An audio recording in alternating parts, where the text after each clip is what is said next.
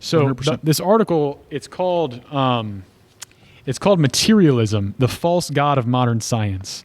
And it's written by this guy named George, I don't even know how you pronounce his name, Stanciu, Stanciu, Stanciu.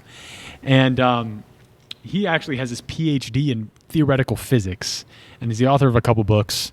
But I found this, he explains in this article how he spent the first part of certainly his university days and the first part of his professional career ascribing to the philosophy of materialism. Sure.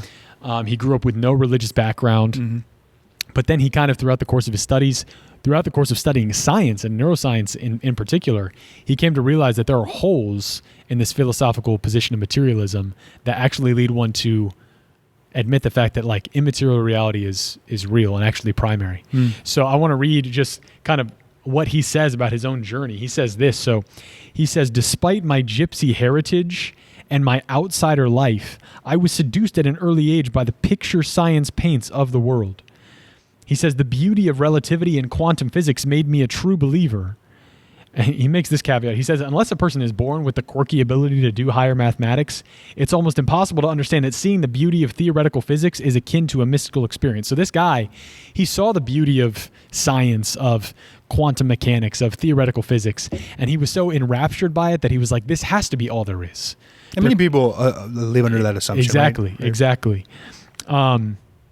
So he says, at 21, I was convinced that science was the sole path to truth and scoffed at the several people I knew who were studying philosophy, and I made fun of the 2 physics graduate students who attended church regularly.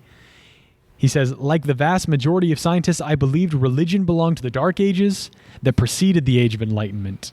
Men and women could only be truly free when they cast off the chains of the past.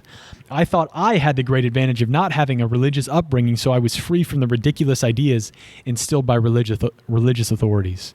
Right? So this is in many respects the dichotomy. The attitude of modern man. Right. This is the great drama that we've kind of been building in our historical analysis of like, okay, there's this guy who's kind of presenting that in his own life, indeed, this dichotomy is present. Yeah. Right. And so then this is kind of what he says. He says, however, he says, in my quest for the meaning of human life, so when he's asking these deep questions and trying to see if science can actually respond to them adequately, he says, I soon grasped that science is only one path to truths that are not the most interesting part of life, although they are beautiful and surprising. He says, I discovered that all human beings suffer from a fatal intellectual flaw, the propensity to take one truth and make it the only truth. He says, for the vast majority of scientists, science is a new religion. And they refuse, like all true believers, to see that the emperor has no clothes. They close their eyes to the limitations of the experimental method, and they willfully deny that the philosophy of materialism gives silly answers to the most fundamental questions, right? So he comes to the realization later in his life that materialism is insufficient. And we're going to talk about why he says that. Yeah. Right? So in the article, he lays out kind of some of the steps along which the path along which he followed in order to come to the realization that materialism is an insufficient philosophy, even by scientific standards. Right. And we're not going to talk about all of the kind of categories he's laid out. We're going to talk about a few of them that I think highlight what he's talking about. And I think the first thing that we could highlight in here, if you will, Joey, is his recognition that the function in the brain and the kind of neurons interacting in the brain don't actually explain perception. Yeah. So this is big. So what is a materialist, a scientific materialist would say something like this: the human mind, the human soul is not an immaterial thing. All of the human experience is reducible to the chemical neurons and reactions taking place in the brain. Right. The brain is the mind. Or the mind is only the brain. Right. So this is the mantra that he heard his entire life and he just assumed to be true. But then he comes to this recognition in his investigation of modern neuroscience that like actually brain function alone can't explain one of the most basic things that human beings do, namely perceive things. So just to make this point all the more clear, and many of you listening may hold this assumption, and I in fact did for many, many years of my life until actually about 2 years ago when it struck me that for so long we've been told that the mind is right here in the muscle that we call the brain. Yeah. Or we say the heart is right here in the muscle that we call cardiovascular muscle.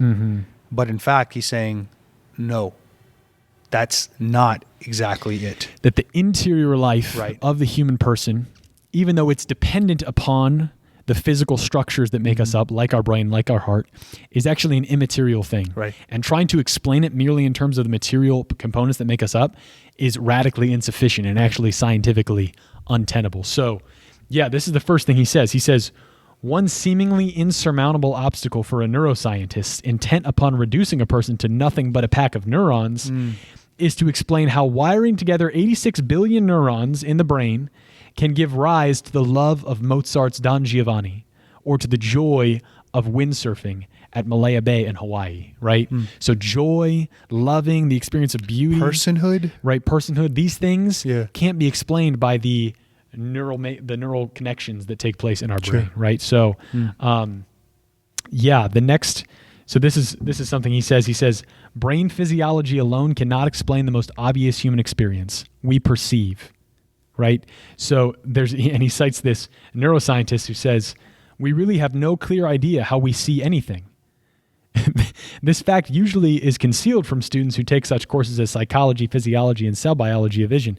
But really, even though we know what happens in the brain when we see something, we don't really know what it means to perceive. Like that can't be explained neurologically. We don't also know, like, as you mentioned, love. We can't kind of scientifically calculate feelings, right? Or any passion, really. Like we don't have scientific explanations in that realm. And yet we oftentimes, certainly in the scientific field, like to think that all material reality, or I should say the material reality, can explain itself and has its rationale in itself.